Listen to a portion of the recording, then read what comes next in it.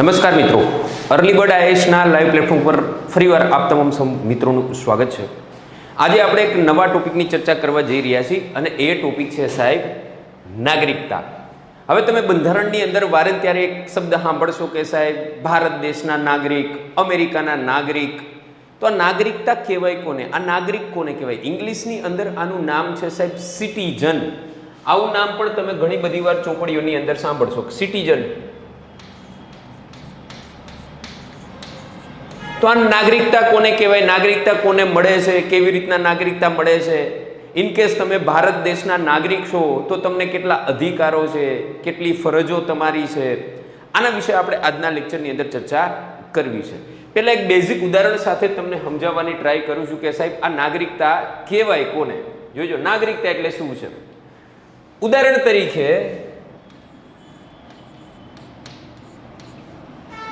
આ તમે છો, આ તમારી સોસાયટી છે એવું સમજો।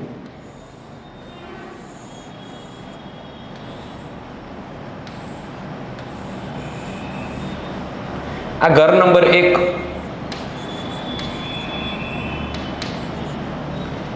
આ ઘર બીજા નંબરનું, આ ત્રીજા નંબરનું ઘર। પહેલા નંબરના ઘરમાં તમે રહ્યો છો,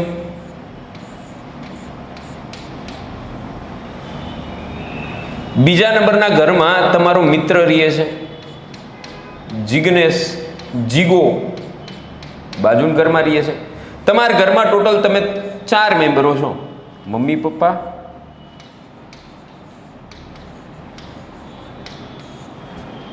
તમે અને એક તમારી બેન। ટોટલ કેટલા મેમ્બરો છો? 4 મેમ્બરો છો। આ જીગાના ઘરમાં ટોટલ 5 સભ્યો રહે છે।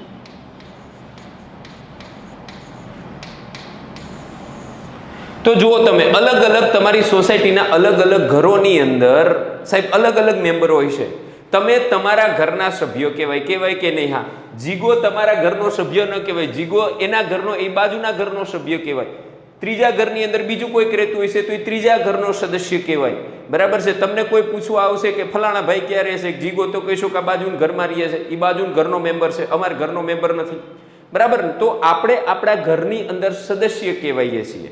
એમ આપણા આખા દેશની અંદર સાહેબ જેટલા પણ વ્યક્તિઓ રહે છે એ આપણા દેશના નાગરિક કહેવાય છે, આપણા દેશના સભ્યો કહેવાય છે। તમે કોઈ ક્રિકેટ ટીમના મેમ્બર હોઈ શકો, તમે ક્રિકેટ રમવા માટે મેદાનમાં જઈશો તો 2 ટીમ પાડશો, ટીમ એ અને ટીમ બી। જો તમે ટીમ એમાં આવીશો તો તમે ટીમ એના સદસ્ય કહેવાયશો, સામેની બાજુ બી ટીમની અંદર બીજા સભ્યો હશે।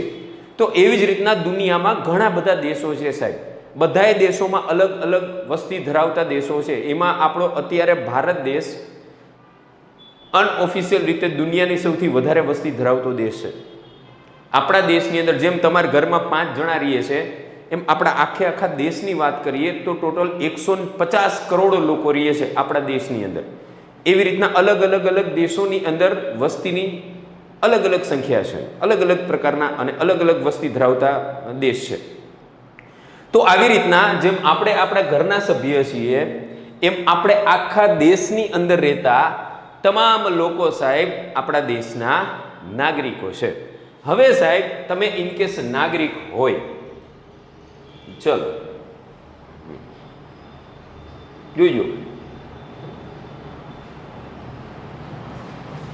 તમે શું છો તો કે ભારત દેશના નાગરિક છો।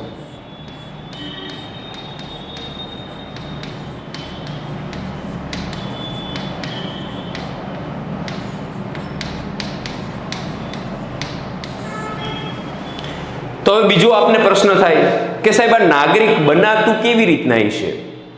તો ઉદાહરણ તરીકે તમે 6થા ધોરણમાં ભણો છો અને 7મા ધોરણની અંદર તમારે કોઈ બીજી સ્કૂલમાં એડમિશન લેવા માટે જવું છે, તો તમે ત્યાં તમારું નામ લખાવશો, તમને એક ફોર્મ ભરશે, તમને એડમિશન ફોર્મ આપશે, તમે ફી જેટલી થાય છે એટલી ભરશો એટલે તમને બીજી સ્કૂલના મેમ્બર બનાવી દેશે। એટલે તમે એક સ્કૂલમાંથી જઈ અને બીજી સ્કૂલના સભ્ય બની જશો। પછી તમારી નવી સ્કૂલનો જ યુનિફોર્મ પહેરવાનો, નવી જ સ્કૂલની બસમાં બેસવાનું, કેમ એ બધું તમને એમને સ્વીકાર્ય ક્યારે? જ્યારે તમે એમનું ફોર્મ ભર્યું, ત્યાં તમે તમારું નામ લખાયું, ત્યારે તમે એ સ્કૂલના સભ્ય બન્યા ને। સ્વાભાવિક વસ્તુ છે। તો ભારતની અંદર સભ્ય કેવી રીતના બનવાનું, ભારતની અંદર નાગરિક કેવી રીતના બનવાનું? તો સ્વાભાવિક વસ્તુ છે કે સાહેબ આપણે બધા નાગરિક કેવી રીતના બન્યા છીએ કે જેનો જન્મ સાહેબ ભારતની અંદર થાય.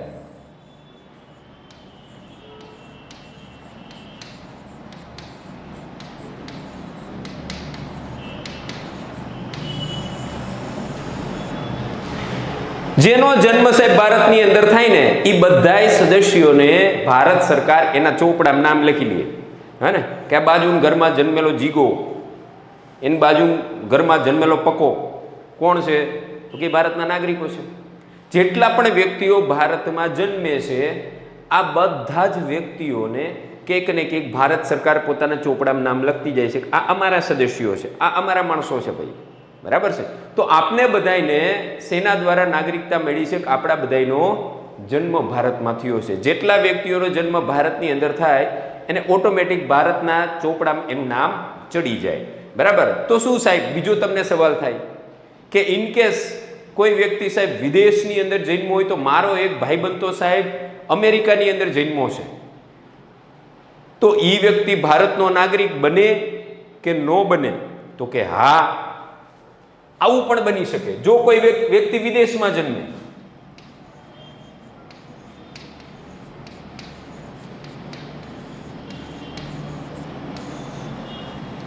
પણ એના માતા પિતા ભારતના જ હોય,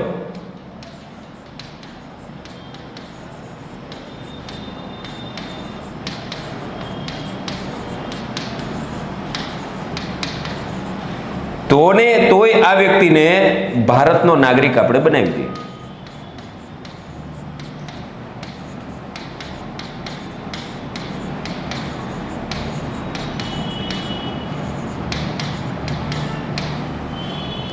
બરાબર છે. તો કે પરફેક્ટ સાહેબ 100%. હજી તમને એક પ્રશ્ન આવે કે સાહેબ હાલો મૂકો ગોળી, એવો એક વ્યક્તિ છે જે અમેરિકાની અંદર રહે છે, એ વ્યક્તિનો જન્મ ભારતમાં નથી થયો, એના માતા પિતાનો કોઈનો જન્મ ભારતમાં નથી થયો, અને એને સાહેબ ભારતમાં ભળવું હોય તો, એને ભારતમાં પોતાનું નામ લખાવવું હોય તો, એને ભારતમાં નાગરિકતા લેવી હોય તો કેમ નહીં લેવાની? એવું શક્ય છે ખરું? હે ને? તો કે હા સાહેબ શક્ય છે. કેવી રીતના? ઉદાહરણ તરીકે તમારો મોટો ભાઈ છે, આ તમારું ઘર છે,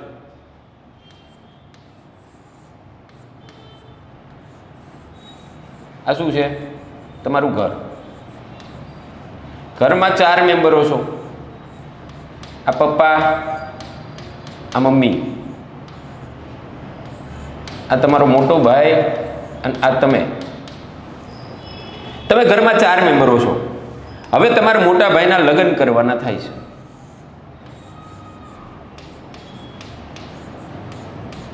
બરાબર. તો તમારી જે ભાભી હશે એ સાહેબ એ બીજા ઘરના સદસ્ય છે ને, એ બીજે રહેતા હશે, એ બીજા ઘરમાં હશે. આ તમારા ભાભી છે.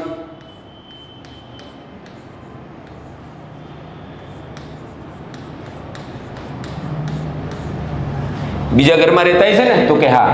હવે લગ્ન કરશે, તમારા ભાઈ સાથે લગ્ન થશે એટલે ભાભી હવે તમારા ઘરની અંદર આવશે, અને તમારા ઘરના એક સદસ્ય તરીકે તમારા ભાભી પણ વધી જશે. વધશે કે નહીં? રેડી? તો કે હા સાહેબ, બીજા ઘરમાંથી આપણા ઘરના સદસ્ય બની શક્યા ને. તો એવી જ રીતના આપણા દેશની અંદર પણ કોઈ વ્યક્તિ બીજા દેશમાં જન્મો હોય, બીજા દેશની અંદર રહેતો હોય, એના માતા પિતા બીજા દેશના હોય, અને એને ભારતના નાગરિક બનવું હોય તો પણ ભારત દેશની અંદર સુવિધા છે. એ વ્યક્તિ ઘણા લાંબા સમયથી ભારતમાં રહેતો હોય, અંદાજિત 7 વર્ષથી કોઈ વ્યક્તિ ભારતમાં રહીએ, 7 વર્ષ,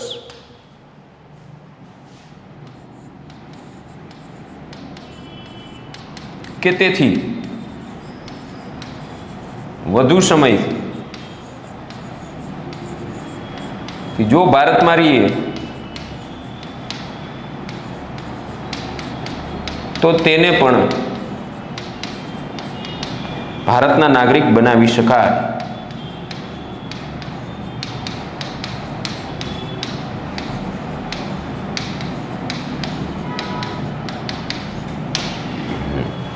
રેડી? તો કે હા સાહેબ બરાબર છે, કમ્પ્લીટ છે, 100%. આટલી અમને ખબર પડી. હવે આપને બીજો પ્રશ્ન થાય કે સાહેબ આ સભ્ય બનીને કરવાનું શું?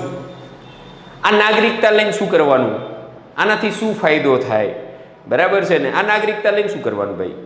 આનાથી અમને શું ફાયદો થાય? અમને કોઈ કે આપણે ભારત દેશના નાગરિક છીએ, કોઈ એવો વ્યક્તિ હોય જેની પાસે ભારતની નાગરિકતા નથી, બહારથી કોઈ ભૂરો ફરવા આવ્યો છે, તાજમહેલ જોવા આવ્યો છે વેકેશનની અંદર, એની પાસે અમેરિકાની નાગરિકતા છે ને આપણી પાસે ભારતની નાગરિકતા છે, તો એમાં સાહેબ ફેર શું પડે? આપને કાંઈ ફાયદો બાયદો થાય છે? ભારતના નાગરિક છીએ તો ભારતની અંદર તો કે 100% સાહેબ ફાયદો થાય છે. તમે ઘરના સદસ્ય હોય અને તમારા ઘરમાં કાંઈ વસ્તુ આવે તમારે કોઈને પૂછવાની હોય નહીં, તમે તમારા ઘરમાં બિંદાસથી કોઈ પણ વસ્તુ કરી શકો કે નહીં? તો કે હા. પણ એ જ તમે માસી મામાના ઘરે ગયા હોય તો તમે કેવા શરમાવશો? પાણી પીવા જાવ હોય તો કોકને પૂછો કે હું પાણી પી આવું, અને તમારા ઘરમાં હોય તો ગોરા હું ધાવારો છો, બરાબર ને? તો આટલો જ ફાયદો છે. આ આપણું ઘર છે, ભારત દેશ આપણો ઘર છે, આપણે એના નાગરિકો છીએ.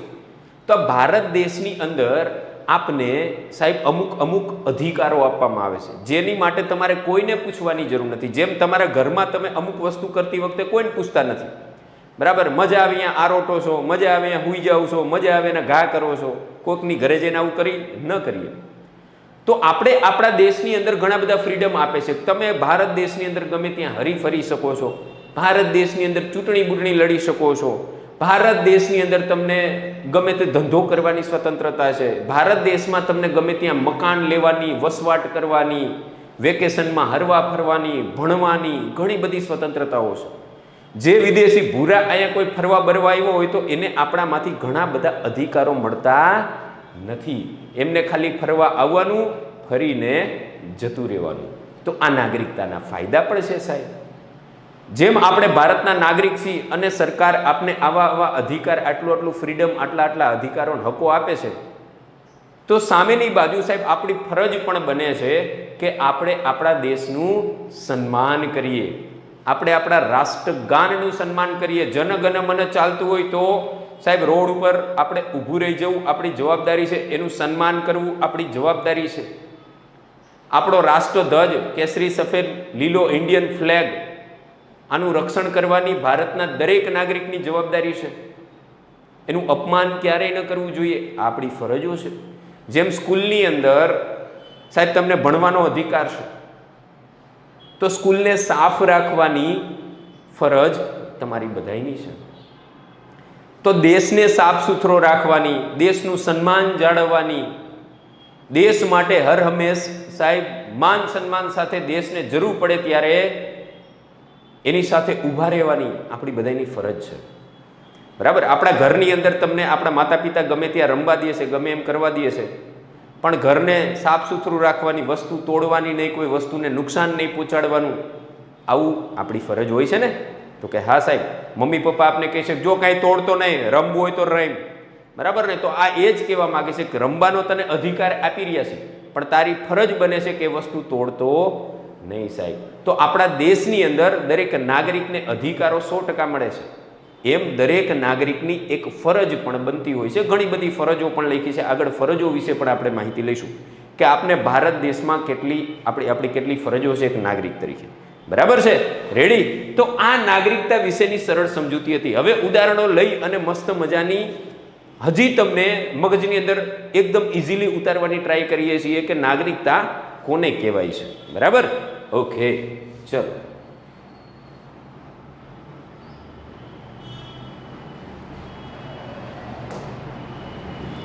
જો આ દેખાઈ રહ્યું છે ભારત દેશનો ફ્લેગ,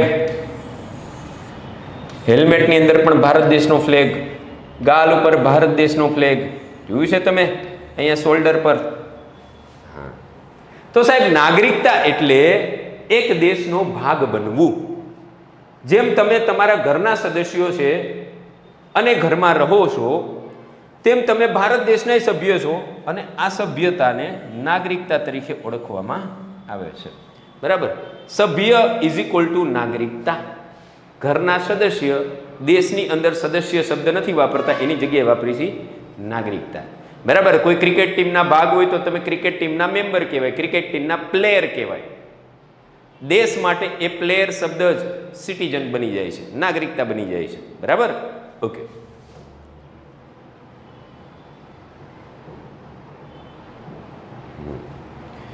આપણે ભારતમાં રહીએ છીએ એટલે આપણે ભારતના નાગરિક કહેવાઈએ છીએ, બરાબર. એવું જ નથી ખાલી ભારતમાં રહીએ છીએ એવા લોકો જ ભારતના નાગરિક છે. ઘણા બધા ભારતના વ્યક્તિઓ વિદેશોની અંદર નોકરી કરવા માટે જાય છે. તમારે કોઈ હગાવાલા, તમારા માસી, મામા, કાકા કોક વિદેશમાં રહેતા છે, અમેરિકા, લંડન, દુબઈ, બરાબર છે ને. તમારા કોઈ માસી મામાના દીકરા ભણવા માટે ગયા છે અમેરિકા, કેનેડા. તો વિદેશમાં લેતા પણ ઘણા બધા વ્યક્તિઓ ભારતના નાગરિકો છે, હે ને.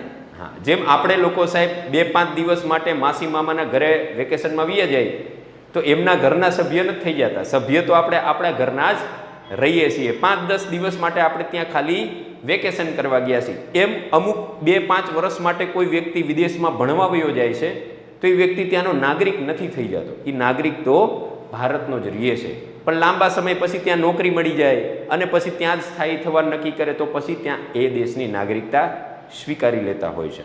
રેડી? તો આપણે બધા ભારતમાં રહીએ છીએ એટલે આપણે ભારતના નાગરિક છીએ, સ્વાભાવિક છે. હા,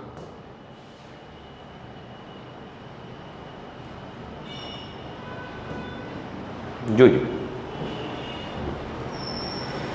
જેમ શાળામાં તમે ધોરણ 6 ના સભ્ય છો, ધોરણ સ્ટાન્ડર્ડ 6 ના સ્ટુડન્ટ છો, એવી જ રીતના તમારી સ્કૂલની અંદર અલગ અલગ તમને બધાને ખબર છે કે ધોરણો હોય છે. સ્ટાન્ડર્ડ 7 હશે, 8 હશે, 9 હશે, 10 હશે. તો બધાય ધોરણના વિદ્યાર્થીઓ અલગ અલગ હશે. જ્યારે કોઈ શિક્ષક અથવા તો પ્રિન્સિપાલ તમને બોલાવશે કે ધોરણ 6 ના છોકરાઓ ઊભા થાવ, તો એ ધોરણ 6 ના જ વિદ્યાર્થીઓ ખાલી ઊભા થાય, હાથમાં વાળા નહીં થાય, બરાબર છે. 8મા ધોરણના વિદ્યાર્થીઓ દોડવા લાગો તો 6ઠ્ઠા વાળા નહીં ઊભા થાય. કેમ? કારણ કે 8મા ધોરણના સદસ્ય છે, એમને ખબર છે સાહેબ, હા ને. તો જેમ તમે શાળામાં ધોરણ 6 ના બાળકો છો અને શાળાના નિયમો પાડો છો, તેમ આપણે બધાય પણ ભારતના નાગરિક છીએ. તો આપણે પણ ભારતનું જે બંધારણ છે એની અંદર જે નીતિ નિયમો લખ્યા છે એ નીતિ નિયમો અનુસાર આપણે જીવવું પડે સાહેબ. ભારત દેશના બંધારણમાં લખેલા નિયમોનું પાલન કરવું જરૂરી છે. જેમ સ્કૂલની અંદર સ્કૂલના નીતિ નિયમોનું પાલન ન કરીએ અને પ્રિન્સિપાલ સજા કરે, એમ આપણે જો આપણા બંધારણમાં 395 નિયમ લખ્યા છે એનું ઉલ્લંઘન કરીએ તો કોર્ટ, જજ સાહેબ આપને સજા કરે ભાઈ, હે ને. ઓકે.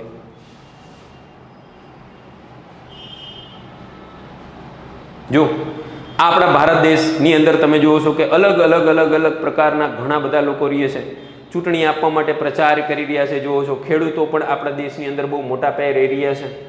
આ જો કોલેજના છોકરાઓ પણ રહી રહ્યા છે. આપણા ભારત દેશનો ધ્વજ અને ધ્વજનું સન્માન કરતા લોકો પણ જોડાઈ રહ્યા છે. જોઈ રહ્યા છો તમે. આ એક ભારત નેક ભારત એનું ચિત્ર તમારી સમક્ષ ઊભું રહેલું છે. આ લોકો તમામ પોતપોતાની ક્યાંક ને ક્યાંક ફરજો પાડી રહ્યા છે. રેડી? ઓકે.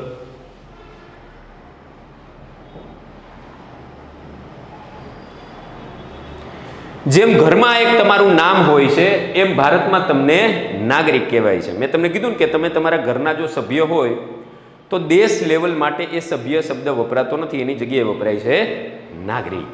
રેડી? ઓકે.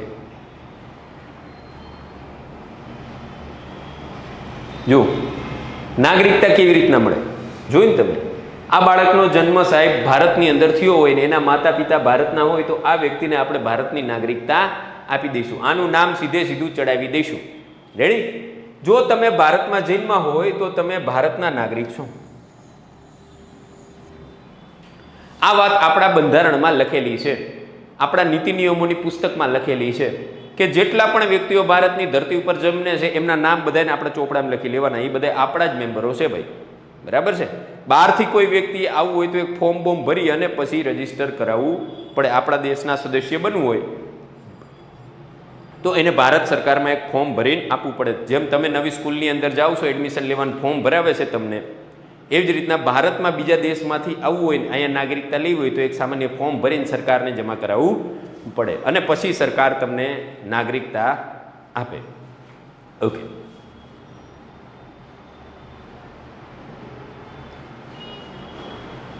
જો તમારા મમ્મી પપ્પા ભારતના નાગરિક હોય અને તમે પણ અહીં જ જન્મ્યા હોય તો તમે પણ ભારતના નાગરિક આરામથી બની જાઓ છો સાહેબ, બરાબર છે.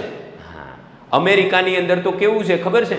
અમેરિકાની જે સીમા છે, અમેરિકાનો જે જમીની વિસ્તાર છે, અમેરિકાની જમીન વિસ્તારની અંદર કોઈ પ્લેન ઉડી રહ્યું છે, પ્લેનની અંદર માણસો બેઠા હોય તો કે હા.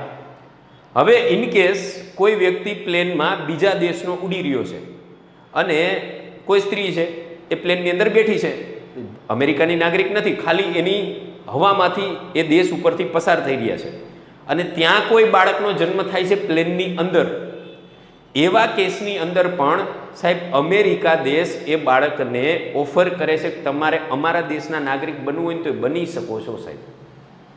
વિશ્વના અમુક દેશોમાં તો વસ્તી એટલી બધી ઓછી છે કે બીજા દેશોમાંથી આમંત્રણ આપવામાં આવે છે કે અમારા દેશના સભ્ય બનો.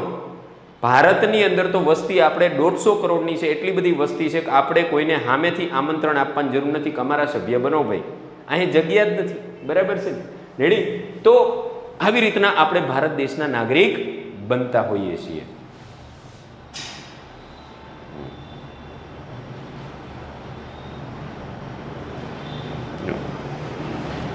મેં તમને કીધું એમ કે કોઈ વ્યક્તિ, કોઈ ભૂરો સાહેબ અહીંયા ફરવા આવ્યો છે, અહીંયા નોકરી ધંધો મળી ગયો છે અને લાંબા સમયથી ભારતની અંદર રહીએ છે અને પછી એને ભારતની નાગરિકતા લેવી હોય તો મળી શકે ખરી? તો કે આ ફોર્મ ભરીને મળી શકે સાહેબ.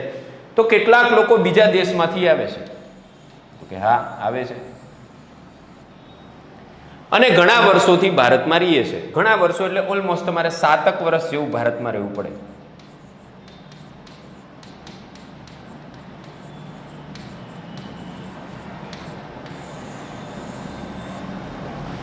સાતક વર્ષ કે તેથી વધારે સમય આપણે ભારતમાં રહેવું પડે તો તમને ભારતની નાગરિકતા મળશે. કોઈ ભૂરો અહીંયા આવે છે બીજા દિવસે નાગરિકતા નહીં આપી દે.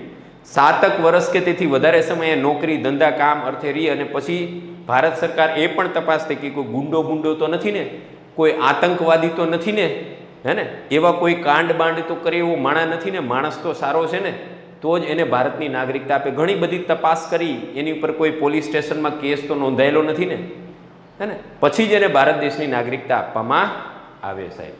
રેડી? તો ઘણા વર્ષોથી ભારતમાં એટલે કે 7 વર્ષ કે તેથી વધુ સમયથી કોઈ વ્યક્તિ, વિદેશી વ્યક્તિ પણ ભારતમાં આવીને રહીએ તો એ વ્યક્તિને પણ આપણે ભારતના નાગરિક બનાવવા માટેના રસ્તા ખુલ્લા રાખ્યા છે. એ પણ વ્યક્તિ ભારતનો નાગરિક બની શકે છે ભાઈ. બરાબર? ઓકે. બીજી વસ્તુ, બીજું તમને કહું કે હજી એક રીતે ભારતમાં નાગરિક બની શકાય. કેવી રીતના જોઈએ?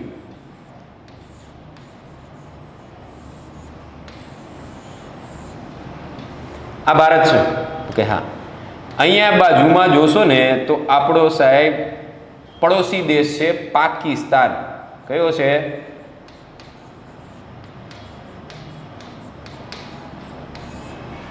કયો દેશ છે? પાકિસ્તાન. હવે પાકિસ્તાનની અંદર તમે રાજસ્થાન ફરવા ગયો હોય તો જેસલમેરથી આગળ જાઓ તો અહીંયા પાકિસ્તાનનો એક સિંધ પ્રાંત છે.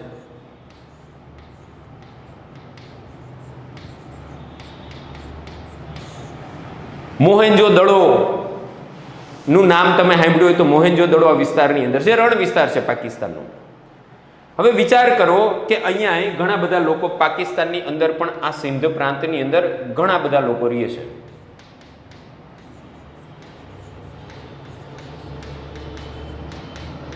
તો આ કયા દેશના નાગરિક હશે? તો કે પાકિસ્તાનમાં રહે છે તો એ પાકિસ્તાનના જ નાગરિક હશે.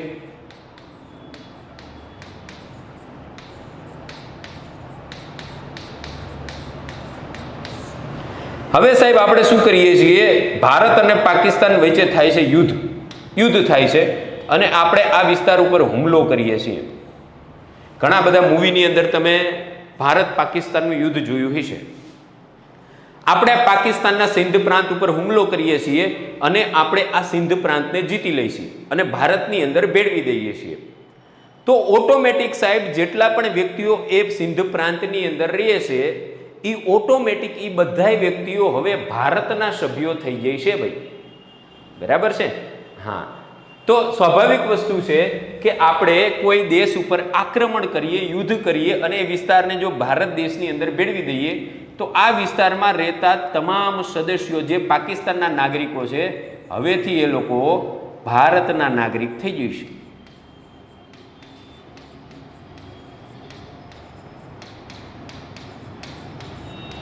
તો એક આ પણ પદ્ધતિ છે ભારતની અંદર નાગરિક બનાવવા માટેની. બરાબર? ઓકે. ચલો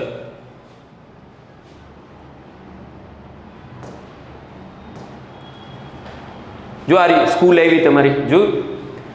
જેમ તમે શાળામાં દાખલ થયા અને તમારું નામ લખાઈ ગયું એમ તમે ભારતમાં જન્મા એટલે તમારું નામ ભારત દેશના નાગરિકના ચોપડામાં લખી નાખ્યું. આ ભૂરો અમારો છે, બરાબર?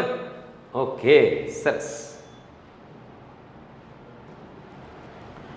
જો તમારો દોસ્ત બીજા દેશમાં જન્મો હોય પણ ઘણા વર્ષોથી ભારતમાં રહેતો હોય તો એ પણ ભારતનો નાગરિક બની શકે છે. મેં તમને કીધું એમ કે ઘણા બધા 7 વર્ષથી વધારે સમયથી આપણે ભારતમાં રહેતા હોય તો ભારતના નાગરિક બનવા માટે લાયક બની જતા હોઈએ છીએ. ચલો,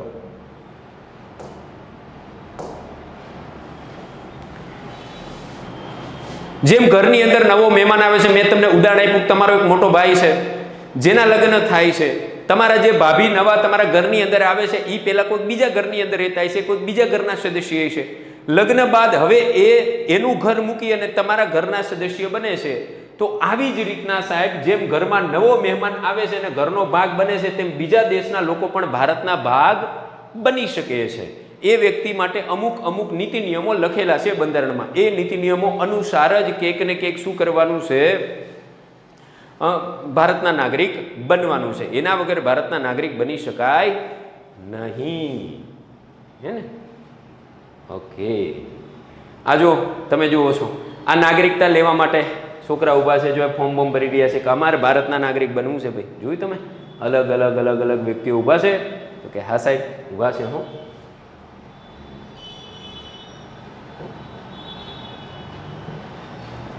જો હવે નાગરિક બનવાથી ફાયદા પણ આપણે જોયા. તમે નાગરિક બનશો તમને અમુક અધિકારો આપવામાં આવશે, પણ અધિકારોની સામે ફરજ પાડવી આપણી જવાબદારી છે. જેમ નાગરિક બનવાથી તમને કેટલાક હકો મળે છે, કેટલાક અધિકારો આપને પ્રાપ્ત છે.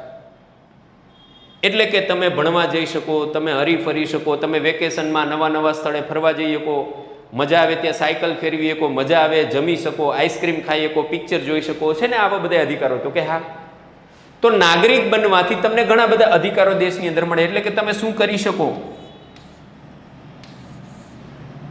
જેમ કે ભણવું, રહેવાનું, રખડવાનું, હરવા ફરવાનું, વેકેશનમાં મોજ મજા કરવાની, વિડીયો ગેમ્સ રમવાની, આ બધી જ આપને અધિકારો ભારતની આપણે નાગરિક છીએ એટલે આપણે બધાને આપ્યા છે, હે ને? ઓકે,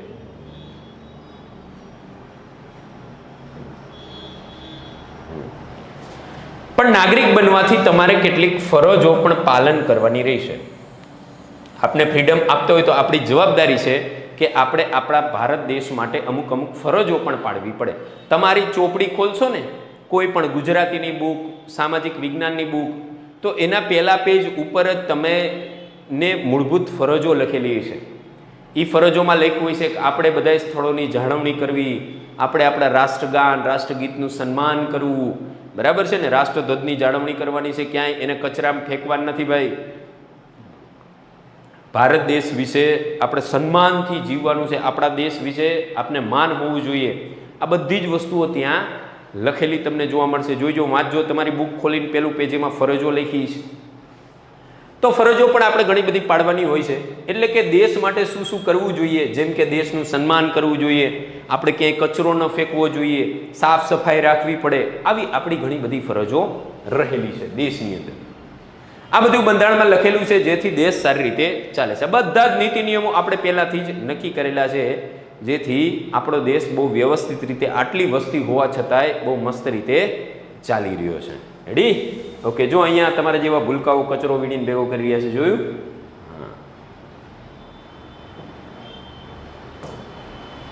જો ઉદાહરણ, જેમ શાળામાં તમને ભણવાનો હક છે એ તમારી નાગરિકતાનો અધિકાર છે. તમે ભારતના નાગરિક છો એટલે તમને ભણવાનો અધિકાર આપ્યો છે.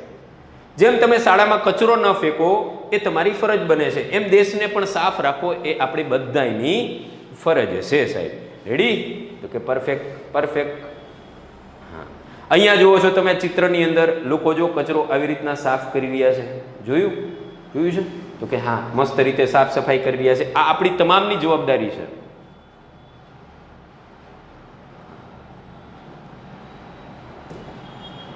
જેમ ઘરમાં તમે રમો છો પણ મમ્મી પપ્પા વાત સાંભળો છો, મમ્મી પપ્પા કેમ કરો છો, બરાબર છે? એમ દેશની અંદર પણ આપણે સાહેબ જેમ આપણે અધિકારો આપે છે, ફ્રીડમ આટલું બધું આપે છે, તો આપણી જવાબદારી બને કે નહીં દેશ માટે કંઈક કરી છૂટવાની, દેશની સન્માન જાળવવાની, દેશને સાફ સફાઈ જાળવવાની, અને રાષ્ટ્રધ્વજની જાળવણી કરવાની પડે કે નહીં? તો કે હા, 100%. ઓકે, તો આ સાહેબ આ હતો આપણા દેશની નાગરિકતાનો પોર્શન. આમાંથી ઘણી બધી વસ્તુઓ શીખવાની છે. એક તો શું શીખવાનું છે કે આપણે બધા ભારતના નાગરિક છીએ ભાઈ, હે ને. આ દેશ આપણો બધાયનો છે. દેશે આપને ઘણું બધું આપ્યું છે. તમે ભણવા જઈ શકો છો, ગેમ રમી શકો છો, હરી ફરી શકો છો, મજા આવીને કૂદકા મારી શકો છો, પિક્ચર જોઈ શકો છો, ઘણું બધું કામ કરી શકો. શેના કારણે? કારણ કે આપણા બંધારણે આપણે અધિકારો આપ્યા છે. પણ આપણા તમામની એક જવાબદારી બને છે કે આપણે આપણા દેશને ક્લીન રાખીએ, આપણા ઘરને ક્લીન રાખીએ, આપણી સોસાયટીને ક્લીન રાખીએ, આપણી સ્કૂલને ક્લીન રાખીએ. જે જગ્યાએ આપણે ભણી રહ્યા છીએ, જે જગ્યાએ આપણે રમી રહ્યા છીએ, જે જગ્યાએ આપણે સૂઈ રહ્યા છીએ, બેસી રહ્યા છીએ, આ બધી વસ્તુઓમાં સાફ સફાઈ રાખવી આપણી તમામ નાગરિકોની જવાબદારી છે. ક્યારેય રાષ્ટ્રધ્વજનું અપમાન ન કરવું, રાષ્ટ્રગાન જનગણ મન ચાલતું હોય તો એનું અપમાન ન કરવું, આ ટોપિકમાંથી શીખવાનું છે. બરાબર છે? તો આશા રાખીએ છીએ કે આ નાગરિકતા વિશેનો જે બેઝિક કોન્સેપ્ટ છે એ લગભગ તમને મસ્ત રીતે સમજાઈ ગયો હશે. મળીશું નેક્સ્ટ ટોપિકની અંદર અવનવી બંધારણની માહિતી સાથે. ત્યાં સુધી તમામ ભાઈઓ બહેનોનો ખૂબ ખૂબ આભાર. આવજો. Bye bye. ટાટા. જય હિન્દ. જય ભારત.